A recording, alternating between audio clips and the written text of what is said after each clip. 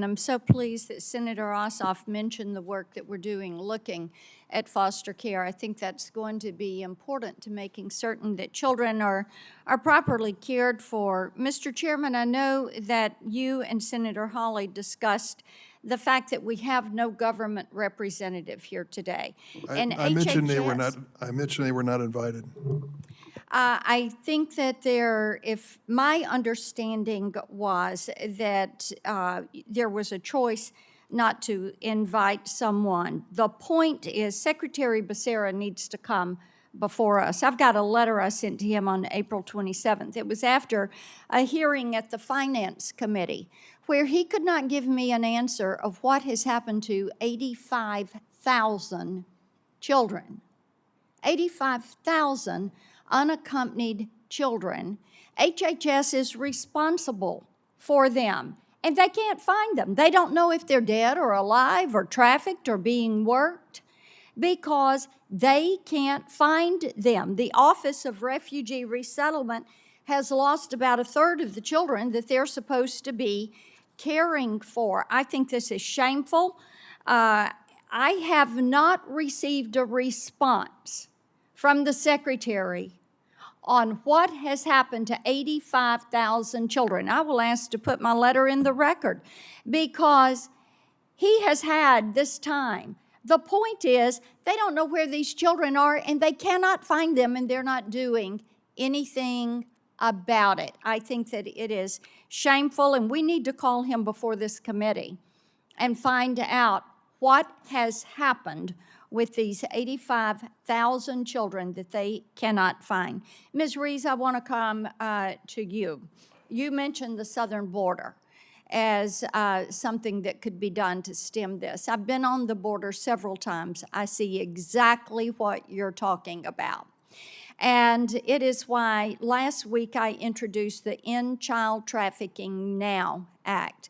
It would require a DNA test to establish familial relationship.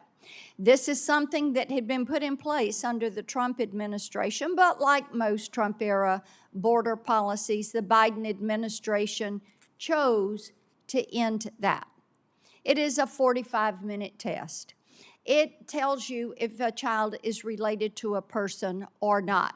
It would put a stop to much of this child recycling, which is disgusting. And I would just like for you to speak for a moment about why it is so critical for the CBP to establish that familial relationship right there at that border with that adult and that child standing in front of them. Because we have seen in the past, and we will soon see again, an increase in fake families. The cartels respond to border operations.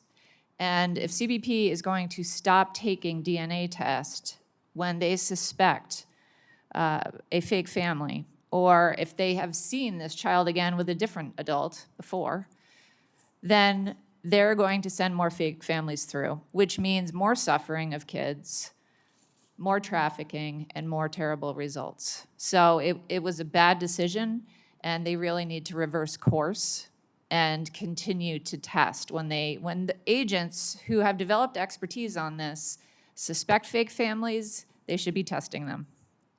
And the numbers that I have seen are as many as 30% of the children being presented as a family member at the border are being trafficked.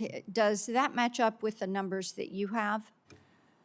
There have been several that have been discovered. So it is effective, and for any family, any child, that can be saved from smugglers and adults who are lying and claiming that this child is theirs with obviously ill intent, then that is well worth it.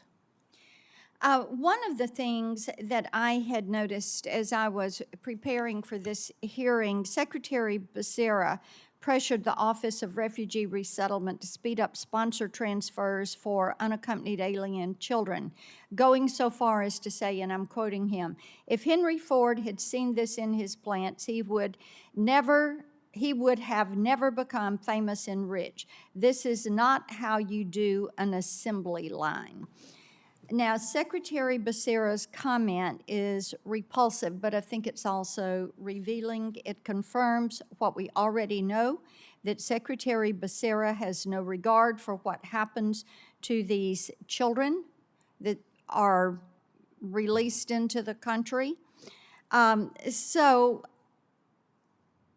I would just like to, well, and I'm over time. Ms. Reese, I'm going to ask you just to send in writing to me how you perceive Secretary Becerra's attitude. What does it do to harm the system and to make children less safe?